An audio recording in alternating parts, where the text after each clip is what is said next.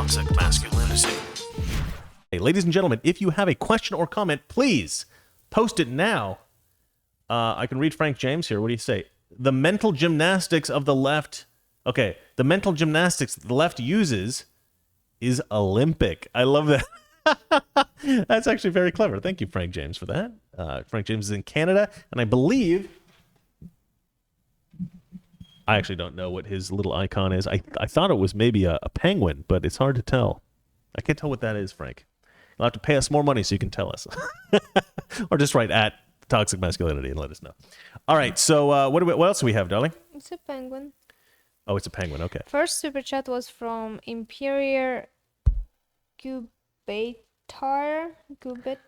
Before you read that, let me read these. Okay. Because I'm going to lose them.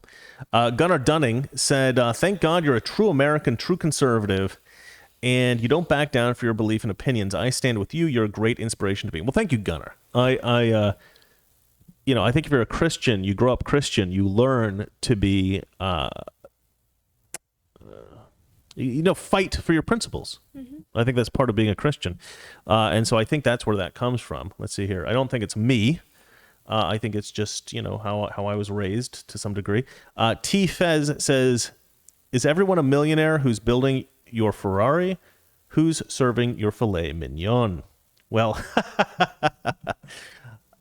I mean, that's a great point. That's a great point. In that, like, most of the people who are, most of the people in the world, whether or not they work for a major business or, they have something to do with, like, high society, they're all just... Most people are just average people just working to make a living, trying to be somewhat successful, and we should respect most people most of the time, but I still hate Democrats. All right, so let's see here. Frank James writes, it's a penguin. Yeah, okay. All right, do you want to read the other super chats? Yes, we can. Okay. I want to read the first super chat from Imperial Gubetar. Okay. Oop. I don't know. Losing my wedding ring here. Not chicken and the egg. It's both. About what? I don't. Well, there's this question, this philosophical question. What came first, the chicken and the egg? Right? Was there a chicken and then they laid an egg and had more chickens, or was there an egg? Yeah, I don't know. It's just a thought experiment. There's not really. There's no answer to it really. But I think I mentioned earlier in the show that, like, is it crazy leftists that cause crazy leftist policies? Or do crazy leftist policies attract crazy leftists to vote for them? Mm-hmm. And I think they're right. I think it's a bit of both. I think crazy leftist policies attract crazy leftists, and that creates newer, more crazy leftist policies. So I think it's just, yeah. Dale Sanders. Dale Sanders. Just sent $10. Thank you, Dale. That's awesome. Frank James, the mental gymnastics the left uses is Olympic. I think you read this one, right? Yeah. Okay. And that's it. And I'm still down $500 on Dogecoin. But Valeria thinks it's going to jump up. So you guys just, if you want it, that's a Russian thing she taught me. They don't just knock on wood. They spit and knock on wood. It's weird. Okay, Otaku Magnet has asked you, Valeria, what is Valeria's take on the Russian-Ukraine situation? Oh my gosh, I did not want you to pay attention to this question. I saw this question yesterday. I do not want to say anything about this situation. Well, I don't really like talk about politics, especially Russian-Ukrainian. Of course, I do not support what Russia is doing. It's terrible thing. It's been like so long since there's a war, and it's just getting worse. Because when Trump was in office, they were like kind of. I mean, there was still some things going on, but now it's just getting worse. Yeah. What? What are you doing? I'm just playing with the cat. You can talk. I just don't know what to say because I do not support Russia. I think... Yeah, even though you are Russian. I'm Russian. I do not support Russia. Russian politics. No, I do not. It's a difficult thing to talk about. It's We difficult want to because be able to travel into Russia, but Putin is definitely, it's a power move. It's a power play. And you've got China's doing the same thing with Taiwan. I mean, the whole thing is just, once Biden took office, everybody in the world knew we can do whatever we want, and Biden won't do anything because he's not a strong leader. He's not somebody who's probably willing to do anything retaliatory or to do anything to make any kind of strong push against us. He just doesn't have the negotiating power. He doesn't know the tactics, the strategies. He's not a military mind. He's not anything. I think they probably underestimate to some degree America's willingness to retaliate because we have more people than just Biden controlling things. Obviously, Biden doesn't do anything. I will say that I do think that we're becoming more of a military state now, even though we're taking troops out of Afghanistan. And I'm going to probably do a video on this. Well, Biden's going to send troops to Ukraine. Is he? Yeah, maybe. Well, but here's the thing. So we have some people in government now. One guy in particular, I forget who it was. I'm gonna do a video on this at some point. And I think he used to work for like one of the businesses who have like a military contract with the United States. There is, what Kennedy talked about, the military industrial complex, right? Or was that Eisenhower? I don't remember.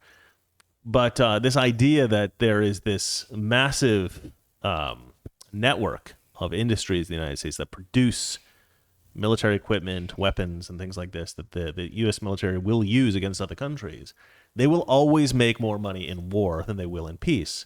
So it's actually a benefit to these companies for America to go to war as often as possible and to intervene in other countries' wars, other countries' issues. And so these people, they want American troops going all over the world, policing the world all the time, so they can produce more and more weapons, more and more, stuff for the U.S. military. And so it's really dangerous to have people in office who are connected to these industries that supply military stuff to the United States because they're always going to push for war. And you have one of these guys in Biden's cabinet. I don't remember what his name is. I'm going to have to look that up. But so it looks like the military-industrial complex is going to become a huge manipulator of American policy in the coming years through the Biden administration. Whereas Trump didn't have that problem. Trump was not beholden to anyone, and he wasn't going to just listen to somebody because they wanted to improve their corporate interests. Taku Magnet says, I am not supportive of Putin, but I do acknowledge that he has done a lot to hold Russia together. After the USSR fell, I can't imagine anyone else that could have done as much. I'm not sure that's true. My friend said the same thing. That's what Russians think. That's why they keep electing Putin. But the truth is... Nobody keeps selecting Putin, Chris. He keeps selecting himself. Well, sure, but a lot of people are voting for Putin. You know that. You know a lot of people in Russia do vote for Putin. They do support Putin. You don't think so? Well, here's the thing. The question always is... He was done 12 years ago. The question always is, could somebody have done it better? And you never really know that because nobody else got a chance. But my guess is there are people who could have done it much better than Putin. But nobody ever got the chance, right? Because Putin was this... Nobody will allow those people even, say that they're going to run for president. So just getting killed. Yeah. And also, you got to think about how much control the Russian mafia has in Russia. I mean, the Russian mafia, it's a huge problem. You have organized crime in Russia. You have a lot of what do you call it? Like, if you get stopped by a police officer, you have to give him a bribe, right? I mean, bribery is the way Russia works right now. That is not a healthy country where every officer is bribed, every official is bribed. That's Putin's Russia, right? That's his legacy. I don't think that is a win. I don't think that's positive. You have corruption in the U.S. too, but it's just a bigger, more money and come on, it's nothing like Russia. Levels. Yeah, but only Democrats. All right, and on that bombshell, I think it's time to go. We love our subscribers. We love our viewers. If you haven't subscribed, please do. If you've unsubscribed, which I think is possible that people have unsubscribed because you get too many notifications, please subscribe, but just don't click the notification bell, because we post, I think, something like 10 videos a day, because we cut up these into like little videos and then we repost them. So don't hit the notification bell for our videos, because you're going to just get a ton you can hit the notification bell for Mr. Reagan, but not for Toxic Masculinity. You're going to get too many notifications per day. But do subscribe, and we will see you guys tomorrow. Same toxic time, same toxic channel. Valeria, do you want to say goodbye? Goodbye. All right, guys. We'll see you tomorrow. Bye-bye. Toxic Masculinity. Weekdays, 9 p.m. Eastern, 6 p.m. Pacific.